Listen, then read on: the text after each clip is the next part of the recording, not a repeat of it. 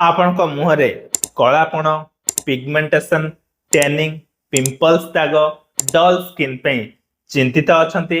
ଅନେକ ଗୁଡ଼ିଏ ମହଙ୍ଗା କ୍ରିମ୍, ଫେସ୍ ୱାଶ ୟୁଜ୍ କଲା ପରେ ମଧ୍ୟ କୌଣସି ସୁଫଳ ମିଳୁନି, ଫେସ୍ରେ ନ୍ୟାଚୁରାଲ ଗ୍ଲୋ ଆସୁନି, ତେବେ ଆଜିର ଭିଡ଼ିଓଟି ଆପଣଙ୍କ ପାଇଁ। ନମସ୍କାର, ମୁଁ ଡକ୍ଟର ଶିବପ୍ରସାଦ ସେନାପତି। ଆଜିର ଭିଡ଼ିଓରେ ଆପଣଙ୍କୁ ଏଭଳି 10ଟି ସହଜ ଘରୋଇ ଉପାୟ, ହୋମ୍ ରେମେଡିଜ୍ ବତେଇବି, ଯାହାକି ଆପଣଙ୍କ ଫେସ୍ को ग्लोइंग व हेल्दी रखिबारे हेल्प करिवो। Number 1, aloe vera gel. एलोवेरा को नेचुरल स्किन हिलर कहा जाए। आपण फ्रेश एलोवेरा जेल मुहरे अप्लाई करंतु। 15 मिनिट परे सफा पानी रे धोई दियंतु। एहा स्किन को कूल करे, ड्राइनेस कमाए एवं एक फ्रेश लुक देइथाय। विशेष करी सन एक्सपोजर परे बहुत यूजफुल। नंबर 2, बेसन, हलदी व दहीर फेस पैक। यह एक ट्रेडिशनल रेमेडी। गोटे चामच बेसन रे अल्प टिके कंचा हलदी बटा, अल्प टिके दही मिसई एक फेस पैक प्रस्तुत करंतु। आपन को फेस रे लगई हल्का मसाज करंतु।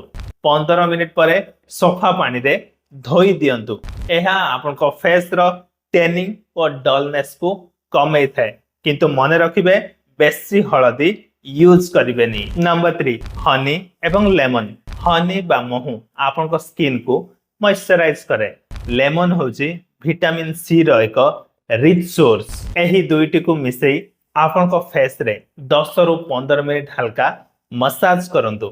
एहा स्किन को सॉफ्ट वो ब्राइट करे। Remedy number 4, tomato.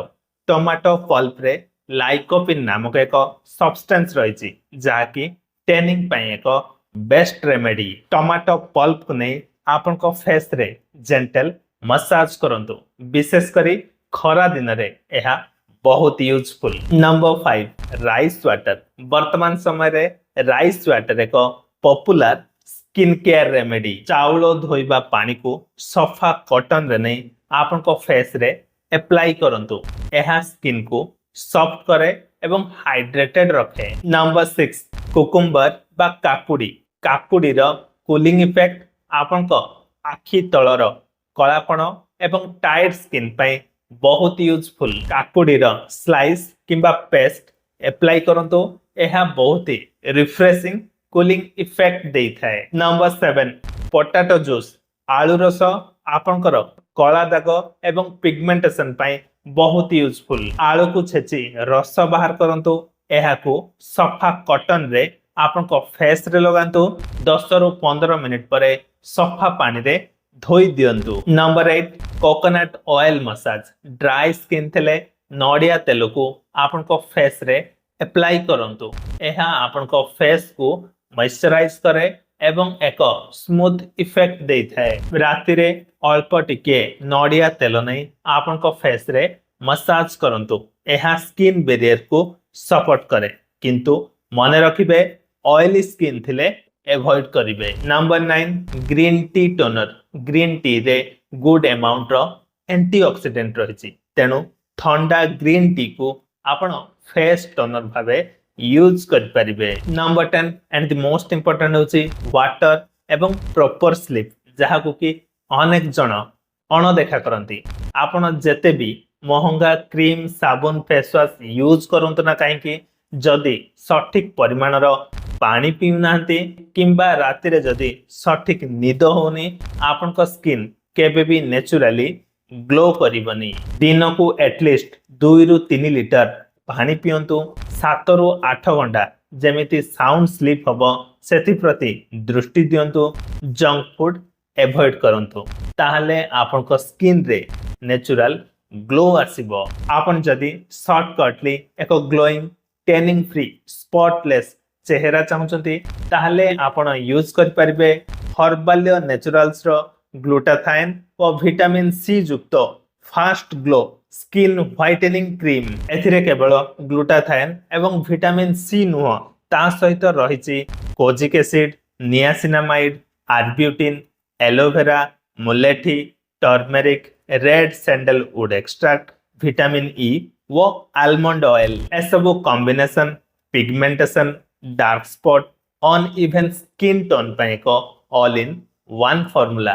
हर्बालियो नेचुरल्स रो ए fast glow skin whitening cream paraben free mineral oil free एवं एसएलएस फ्री जहाँकि पिगमेंटेशन को रिमूव करे एक ग्लोइंग स्किन दबारे हेल्प करे एवं ब्लैक स्पॉट बा कला दाग रिमूव करे। किभली यूज करिवे ना बहुत इजी। प्रथमे फेस को क्लीन करी अल्प टिके क्रीम लगांतु आस्ते आस्ते एब्जॉर्ब होवा जाए भलसे मसाज करंतु। एहार रेगुलर यूज फलरे आपनक स्किन मॉइस्चराइज हबो।